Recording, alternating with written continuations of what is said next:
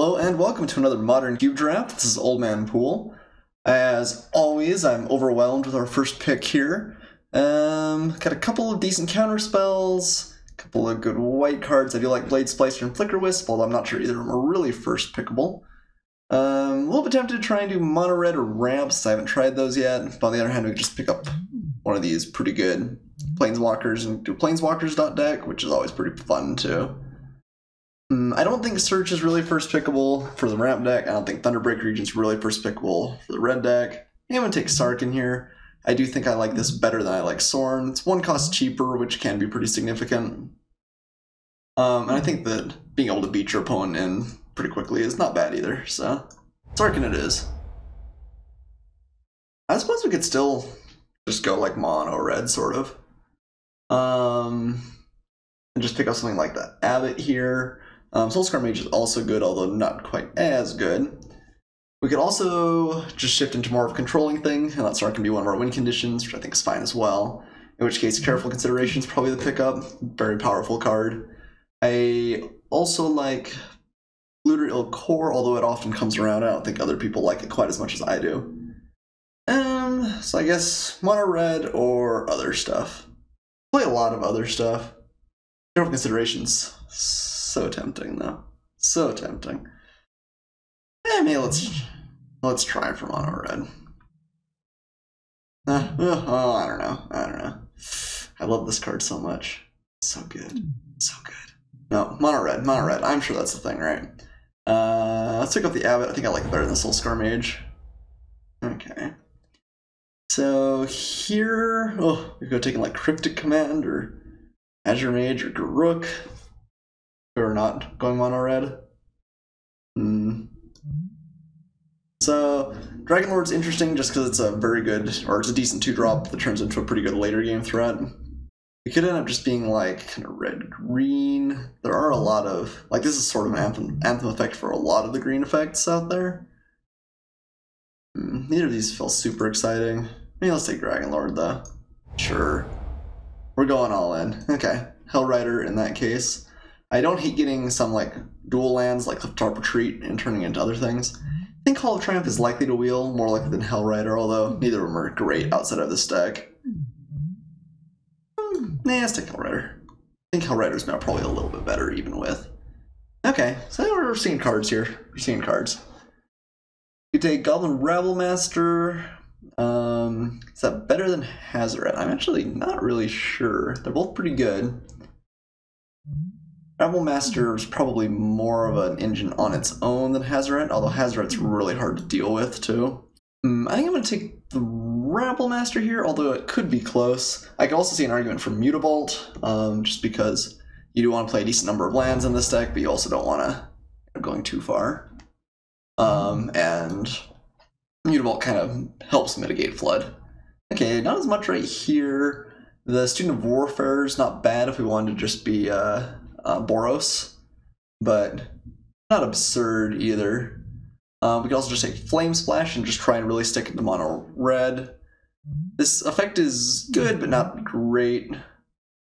You'd really rather your burn spells go to the face too. I think I'm gonna take the Student of Warfare.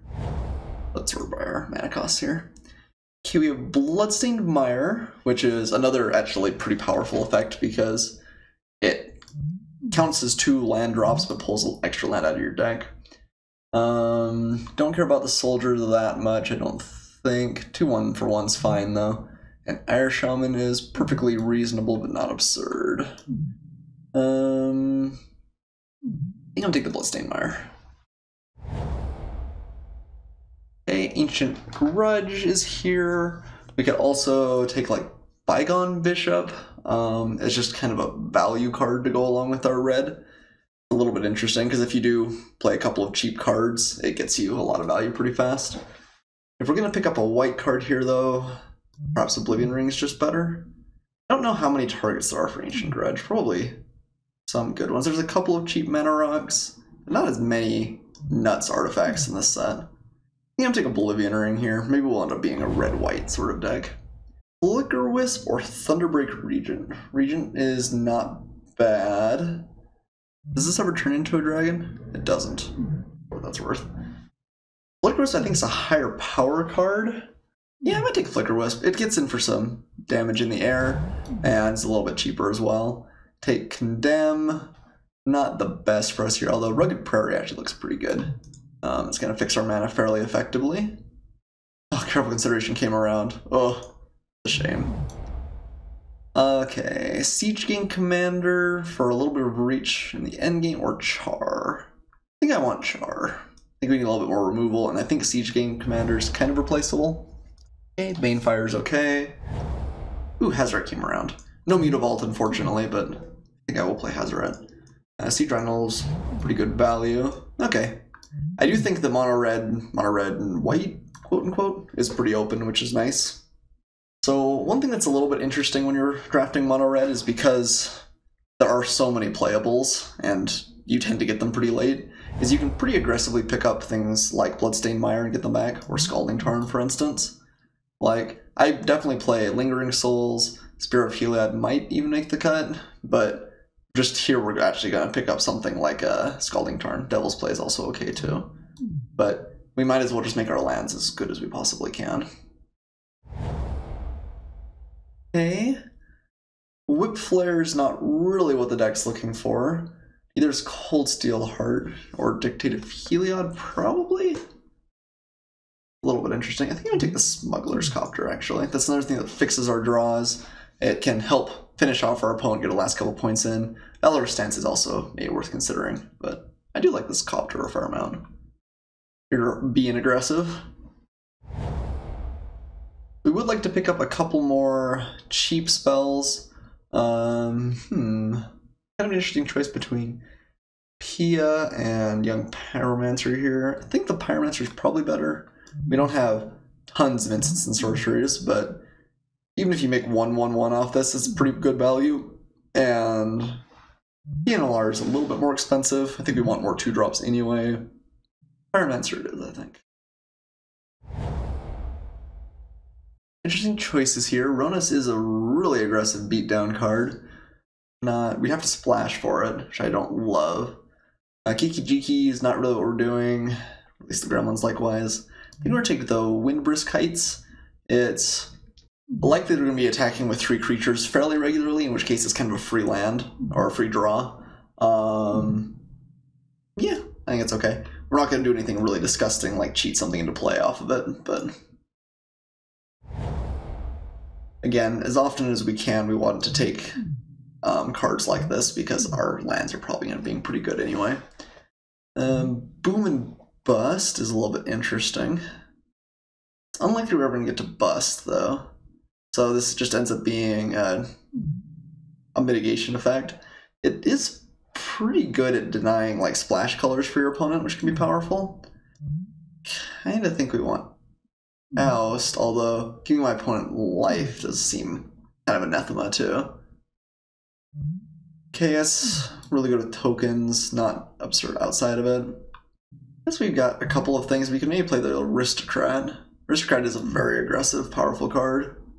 Might even be better than the white we have already. Okay, I think we're going to pick him up. Okay, Militia Captain, Temporal Isolation is not bad. Makes a really good block for my opponent though, right? Oh no, it can be blocked or blocked only by creatures. That is removal. We also have Lava Claw Reaches, which is a little bit interesting. The tap land is a little bit unfortunate. Also just take Militia Captain. We're going to be playing lots of spells, hopefully. Militia Captain, Isolation, Reaches. How much removal do we have? A fair amount, right? I guess maybe not an absurd amount. Okay, let's take Temporal Isolation. Okay, Bonfire of the Damned, Exquisite Firecraft. Which of those do we like more? Also Phyrexian Revoker. Firecraft is pretty okay. So is Bonfire. I think Firecraft is probably more what we want than Bonfire. Revoker is nice in that it just kind of randomly hoses some cards. Just like drop this on a Planeswalker and the Planeswalker doesn't do anything. That's pretty good. But let's take some burn. Ooh, glad to take Koth here. Lash Out, we would love to play, but I don't think we're going to get it back. Koth is good, though. The beatdown is very real, and if you can ever get to the point where your mountains get the tap effect, you just win the game. So there's Devil's Play coming back around.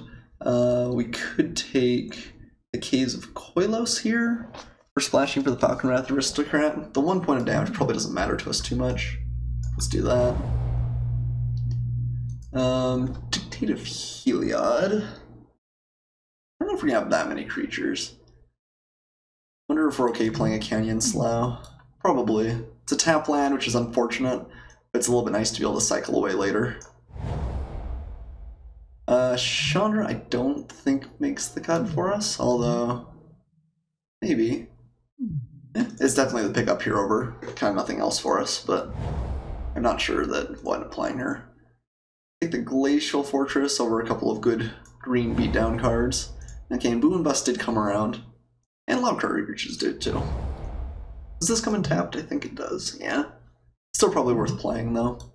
So I'm feeling decent about this. We're low on 1-drops. We'd like a few more aggressive creatures to go along with like our Hell Rider, but I think we're doing decent too. Okay. Some interesting choices here. Hero Blade holds very good with creatures to go along with it. Grip Lavamancer is pretty good sometimes. Probably actually is the pick. We're gonna need to do a fair amount of damage with it. Yeah, I think the Lavamancer, even over Lightning Bolt. I think realistically this is gonna be able to deal 4 over the course of the game, and just ping in for a couple points now and again too. Okay. So yeah, Isamira, which is interesting. Flame Javelin, Kiri Zev, Temple of Triumph, and Offenza. I think Isamaru is likely to come around, and it's not the most exciting card. I think this is probably between Kari Zev and Flame Javelin. Kari Zev is pretty aggressive on her own, works well with our Winterbrisk Heights and with Hellrider. I think that's the pickup. Flame Javelin's good too, though. Okay, Gold Knight Castigator. Oh, Boros Reckoner I think is the pick, though. This card is very difficult for your opponent to deal with. First Strike's pretty powerful. I feel like Magna Jet 2. Ooh, Jinx Choker is actually interesting. Choker probably come around. I don't know if the Reckoner will for sure. Don't think I've seen a draft where the Choker hasn't wheeled, but I think we might have to try and play that out. I haven't ever seen it in play, but it seems like it could be pretty good.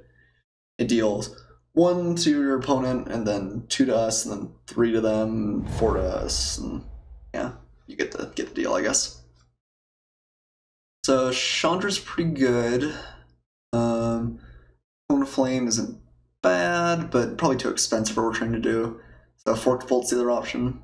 Maybe we want Arid Mesa though. Again, we're close to happy on playables already, and just picking up lands is going to be extra value. Okay, Johnny. I don't actually know what this does really. Tax, you maybe 2. Okay, get creatures back. That's not bad. Each player sacrifices 5 lands. Okay, it's not really what we're doing, too expensive. The Knight of Metal Grains, not that exciting either. I think we're just gonna take a Johnny. Stoke the Flames, probably the pick here, or Dragon Hunter. We do want to get going early, certainly, with this deck. Maybe Dragon Hunter's a little bit better. Stoke is pretty good, but not like dramatically better than something like Exquisite Fire Draft. Because I think we're actually going to take Stoke here. Sorin's a little bit interesting too, but we want aggressive cards. Earthquake's unexciting, Cloudgut Ranger's okay, Porcelain Legionnaires maybe the pickup. Let's see, what exactly does this do? Whenever you cast a red spell, you untap it. So we play her for 3, swing, and play a red spell, she untaps. Well, 3 or more damage this turn. That's kind of cool. This is definitely a deck that could get it going. I wonder if the Legionnaire is just better, though. If we just want 2 drops pretty aggressively. Yeah, I think so. Maybe Chandra. I think Porcelain Legionnaire is much more likely to wheel. There's a Baneslayer, Collected Defiance, Searing Blaze, and Spirit of the Labyrinth. all of which are reasonable. Steering Blaze is pretty nice with landfall, very aggressive removal spell. Collective Defiance does something not all that different, but more expensive. And let's just discard and draw. I think we've got enough things we're going to filter lands out that we actually don't necessarily need that. So I'm going to take the Steering Blaze. Gargadon, Stefan, Raging Ravine. Anything we're playing here, unfortunately. I guess maybe we bring in Gargadon in some weird matchup. Okay, both Flame Dragon and Isamaru came back. Also trying to Burning Rage, which actually I didn't even see the first time. I think I'll take the Isamaru. I think we just want 1-drops. I think that's okay. Okay, Jinx Choker came. We're gonna have to play this. I want to see how good it is. I think it is good, but we'll see. Fork Bolt's fine, but we're gonna take Battlefield Forge. Again, the more we can fix our mana, the better. We're already at 28 playable. Some of these things aren't making the cut anyway. I think I'll probably cut Banefire. Like most of our 4s. Okay, there's Elisa. Another thing we have to choose between, I guess. Flicker Wisp does have a ton of synergies with us. Oh.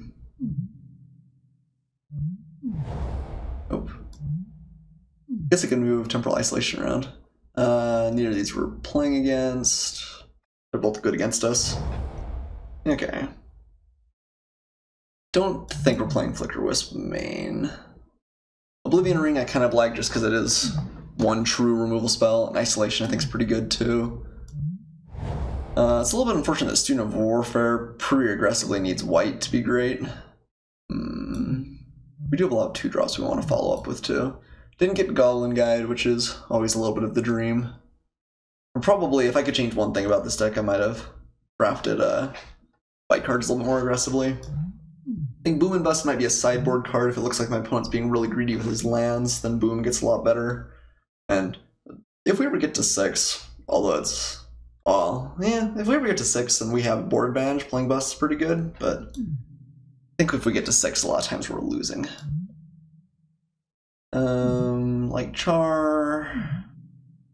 This is kind of a creature, but kind of not too. Okay. All of our 4-drops are hasty, which is pretty good, or have an immediate impact on the battlefield. Wonder if we cut Sarkhan and just say we're going 16 lands. That's an interesting choice. Sarkhan is good, but not like crazy efficient. Hoth is similar, but better. Johnny is a little bit better too, I think. Yeah, I guess maybe Johnny's not that great. It removes a blocker, kind of, or a land. 3 damage. Yeah, maybe Johnny's actually better in a controlling deck. Alicia's kind of interesting. Just gets back some powerful effects. I think I like all of those. I think we need our 2-drops and our 1-drops too. So we could just cut Sarkhan and just go down to 16 lands and play that pretty aggressively. Yeah, maybe I like that. Sarkhan is pretty good, but it's a lot of the time going to be worse than one of our 4-drop finishers. I think we do want all of our lower cost stuff here.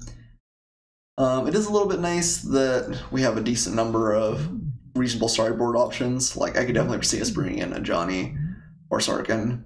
Chandra's not that exciting. Or Flicker Wisp in the right matchup. Alright, let's pull in lands. The Bloodstained Mire I like. Canyon Slough we maybe will play. Rugged Prairie definitely. Oilus definitely. Lava Craw Reaches probably will play, just because it's kind of a burn effect on the stick.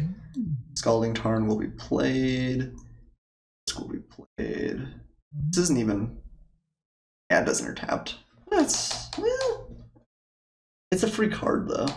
We're almost certainly going to be getting 3 in, I think. Glacial Fortress doesn't make it, obviously, but... okay.